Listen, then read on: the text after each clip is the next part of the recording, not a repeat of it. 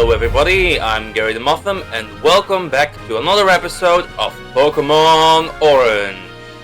Today, we brave the 7 seas. We're setting sail on an adventure as we explore the waters of the Humblow region and find out what Pokemon lurk beneath the depths. I'll be designing water-type Pokemon for my Dutch-inspired region. When you think of the Netherlands, you think about one thing. Water. And a lot of it. The Netherlands is synonymous with water, for a good reason. They have a long history of sailing the seas, building dikes, and fighting the waters and reclaiming their land. Water is deeply rooted in the culture and cities of the Netherlands. So, naturally the Humblow region will have a lot of water, and thus a lot of water Pokemon that will need to inhabit the water. Aren't you excited for all this water? If only there was some kind of number I could give to rate my excitement with. Anywho, I have a challenge for y'all today. Starting now, I'll be hiding exactly 100 sea puns in this video. So grab a pen and paper and let me know in the comments how many puns you can find and where. Yeah, I know I'm funny. I'm such a clownfish. Anywho, let's dive in, shall we, for our first Pokemon. You may remember a few weeks ago in my 100 subscriber video, I mermaid a Pokemon requested by commenter Michelle5772. A water ice type beaver, Chop Chop. I said back then I'd finish this evolution line eventually. And now, after so long, I'm finally delivering on that statement. Chop Chop took inspiration from beaver pelts, and their teeth being icy. But to tie it into my Netherlands-inspired region, I couldn't pass on the opportunity to encode aspects of dikes. I'm sure you all know already that the Netherlands is mostly below sea level, but you may not fully know how they carve out the water. In the year 1000, the Dutch started an extensive network of dikes and canals, all across rivers and coastlines, slowly pushing back the water further and further. They started off like this, but in the past 800 years, 1,650 square kilometers have been reclaimed from the sea. The primary methods used to keep back the sea are dikes. To shrimplify, dikes, or daken as they're called over here, are basically walls that hold back the water with canals and pumps. So I'm making Dconstruct's body shaped like a dike. Not only does it make dikes, it also is a dike himself. Here is Dconstruct, from Dike and Construct, but also Deconstruct. Oh, Fishclaimer, the names do not count to the pun total. Dconstruct, the beaver Pokemon. It is said that the ancient dikes that saved Humblow from the great submergence many years ago were built by Dconstruct and their trainers. They are dutiful.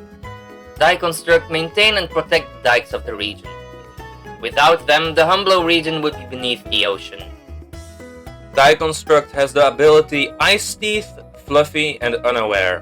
If you wanna know what Ice Teeth does, I'm pretty sure I explained it in the 100 subscriber special. In its decks, I dropped some lore for the Humblow region. A big part of the region will be that it has sunk into the ground, and is now surrounded by massive impenetrable cliffs and waterfalls. When this terrible disaster, known as the Great Submergence, happened 800 years ago, the Pokemon of the Humblow region came together to kelp thousands of lives by building dams and dikes to keep back the water. I like it when Pokemon Dex entries mention regular Pokemon playing a role in the greater lore of a region. It gives the region soul and character. So I hope you all like Dconstruct and the lore of the region. So far, My Pokédex has had a distinct lack of 3-stage Pokémon lines. I only have the starters and the regional bug so far. So I decided I'd add another 3-stage line with Chop Chop. To evolve the design of Dconstruct, I sandbanked on the Ice Teeth concept. Now the Icy Teeth form an X-like shape but can also resemble a Viking sound. This beaver is now part Viking. Just like most European regions so far, this one will also have a significant Viking influence throughout it. Not as much as the Galar or Kalos region though, as Vikings never settled in the Low Countries. The Scandinavian raiders only raided the region, as you can see on the screen. But even if there were no Viking settlements, the Low Countries, then part of East Francia, were still utterly ravaged.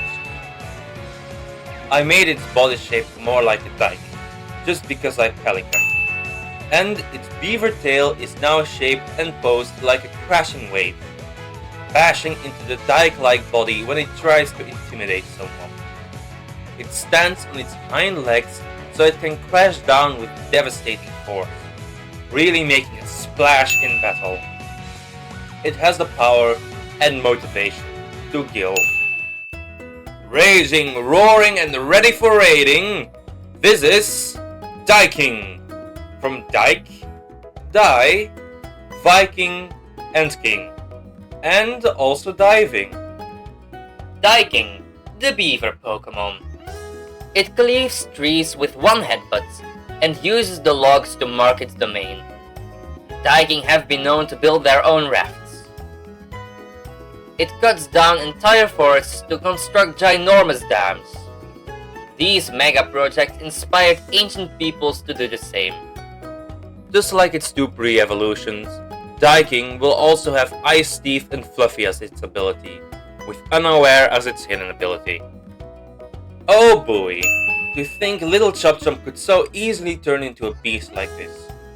To evolve Dconstruct, you would need an Ice Stone, I assume.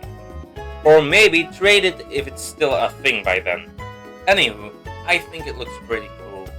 But I think it could use some refining later. I would love for y'all to read your criticism in the comments below. It will help me out a lot. Let me know what you think of this line. The following 3 Pokemon are very special to me, as they are actually over a year old already. I drew this fake one back in 2023 for an older region I was making, known as the Elfie region. This region was based on the glorious, but not too glorious, nation of Deutschland, Germany. I thought it would be a cool region and pulled in inspiration from surrounding Germanic regions. Denmark, Austria and Switzerland, and of course, the Benelux. That region had many Pokemon inspired by the Netherlands, many of which I was very attached to. So you better believe I'll be making and reimagining many of those old designs, so I can flex my creative muscles. Plus, it would be a shame of them to go to waste, don't you think? And if you want more information on the Elfie region, I think I'll be making a video on that region when I reach 1,000 subscribers. So, not to be shellfish, but you know what you have to do, my loyal Burmy army. Don't be coy, like and subscribe. The first Pokemon is a little frightening. I think the name itself makes the concept clear already, right? A small fry fish Pokemon that's based on an actual French fry, or shall I say a Belgian fry. For the many people who don't yet know, fries were actually invented by the Belgians. The name French fries is just French propaganda to brainwash you all. Don't waterfall for their tricks. Well, okay, the history of French fries is actually a bit wishy-washy, and surprisingly hard to trace back. According to Belgian journalist Joe Gerard, an old manuscript describes the invention of French fries prior to 1680, in the Murus Valley, located in Belgium. strips of potatoes would be fried by the locals, as a substitute for fried fish when the rivers were frozen. So the connection between fries and fish runs even deeper than I originally thought. Though, granted, the validity of this manuscript is highly questionable and it seems like people were just fishing for attention. But in my objectively correct opinion, the fries here in Belgium are just so much better than abroad, especially than McDonald's fries. Fries are culturally very significant to Belgium. In the small town where I live, for example, there are 6 fry places, which is about 1 fry place for every 10 people here or something. Fries are just so... Briny, the small fry Pokemon. Its tiny body is lubed up with oily mucus that allows it to escape predators. This mucus is great for frying foods. It's a delicious Pokemon when fried. They have become the national dish of the Humblow region. Fried Friny was invented during times of war. So fries are 100% undeniably Belgian. And the name French fries is just a catfish. I got a bit carried away there, didn't I? I forgot to mention the design itself. Well, Friny is basically shaped like a French fry. I made it look smaller than originally, and gave it a split blue and yellow color for the color contrast. The white stripe on its body is a reference to mayonnaise, by the way. Friny has the abilities Swift Swim, Oil Skin, and the hidden ability Truer. Oil Skin is a brand new ability. Its skin is covered in oil. This gives it an added weakness to fire, but makes it completely immune to all forms of recoil damage. It also has a new move, Flame Crash, a physical move that deals high damage, but in return, the user gets recoil damage and is burned, but the target is also burned. Friny learns this move at level 20. Now, this is a COD move for a pure water Friny to have. It's definitely gonna flounder when it uses this move. But... Frys's original design was a lot different. It was a lot more like a pack of fries. Taking inspiration from Wishy-Washy, solo and school form. It goes from a shingled Friny to like a trillion little Friny cuddled together. I was never that happy with Frys's design, and I feel it was too derivative of Wishy-Washy, concept-wise at least, so I went back to the drawing board. Small fry are actually just juvenile fish that still have to grow up. So I made it grow up into a big meaty cod. I took inspiration from a different fried fish. You won't believe how much I love fried fish. Like fish fingers, for example. They're my favorite food. So I found it very fitting to make this line into a fried fish. Now, from my research, I didn't find much on fried fish dishes from the Benelux. But like I told you earlier, fried fish was a common source of food for people in the region. And cod can be found in Dutch waters. There are also many other fish dishes from the Netherlands, such as sauced herring and smoked eel. I'm not squidding, they smoked eel in the Netherlands. They smoke a lot here. But the most important part of Frys's is its typing. It's the long-awaited water-fire type. Get out of here, Canyon.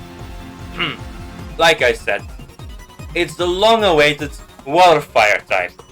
That isn't an unobtainable mythical Pokemon. For that purpose, I made its fins blue flames, resembling the fire from a stove. It's now literally on fire. You can't get much more fry than that. You reeled in a big one. A real big one. Fryshes. From fry, frightening, ferocious, vicious, delicious, and fish. That name is just fantastic, not gonna lie. Frous, the big fry Pokemon. It fries prey with fire of 375 degrees. The oil that lubricates its skin allows it to spontaneously combust underwater. It causes deadly oil spills. It has a daring and aggressive disposition.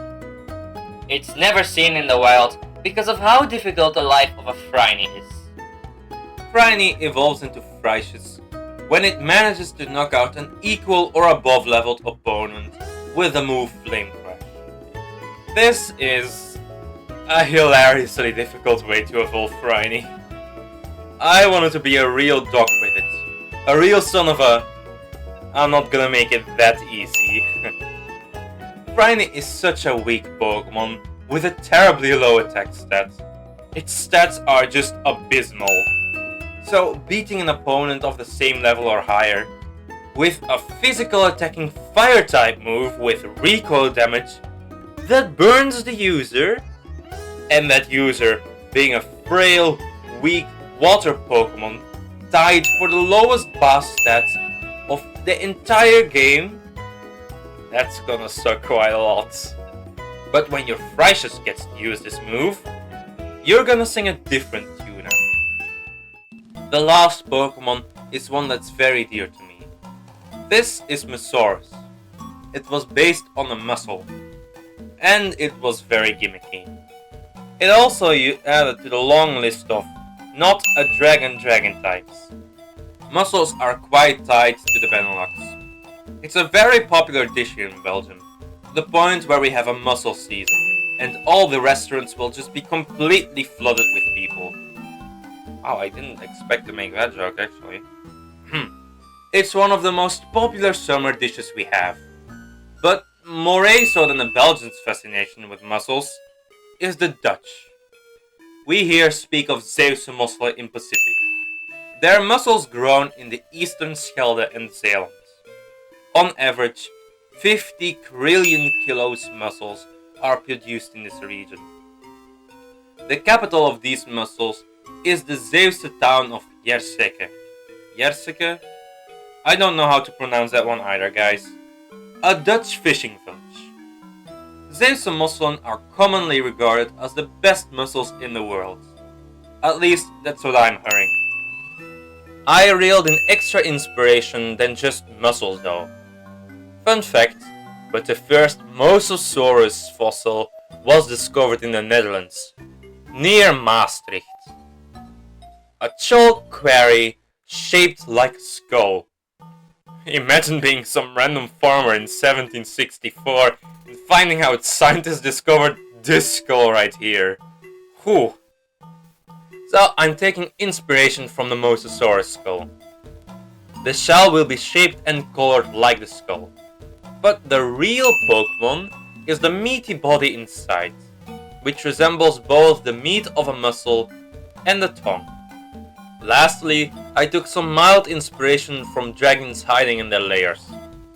In folklore, dragons would often hide in caves, hiding valuable goldfish inside and protecting it.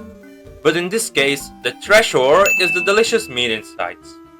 So this mussel is both the dragon, the cave, and the treasure all at once. I had some trouble with colors, but I just went with the float and found a good color after recording. And one last thing, this Pokemon is gonna be very gimmicky with two different forms. The layer form and the nip form. Careful for Mosaurus, from the Dutch word for mussel, being mossel with an O, and Mosasaurus. Mosaurus, the den Pokemon. It hides in its tough, impenetrable shell for most of its day. It only opens up to deal devastating bites that can cleanly cut off an arm. Many fishermen risk their lives to catch these Pokemon. The meat that hides inside the shell is regarded as one of the most delicious foods in the world. This Pokemon's only ability is Layer Shell. Let me show how it works. This is a battlefield. Excuse the weird angler. So it remains in its layer form for most of the battle. until it uses an attacking move. When it does use an attacking move, it will transform into the nip shell form, only once it is its turn to attack. Then at the end of the turn, it returns to the layer shell form. So for example, if your Pokemon is faster than it, you're going to be attacking first, when it's still in its layer form, dealing pitiful damage because of its high defenses. And then when it's Mosaurus' turn to attack, it changes to nip form and serves a devastating bite, before sealing its shell again. But if you're slower than it, you'll be attacking when it's in its nip form, when it has incredibly low defenses. It's very gimmicky, and I'm not sure of how broken it is, but I do think it's quite a mantis, and that's why I love it. But let me know, what are your thoughts on it? Well. Those count as 3 separate puns, by the way. It seems like we've come to the end of yet another video, and it was a fun one. I had a lot of fun revisiting old designs and writing a bunch of fish puns. I hope this challenge managed to reel you in. Now, let's add these cool designs to the Humblow region decks.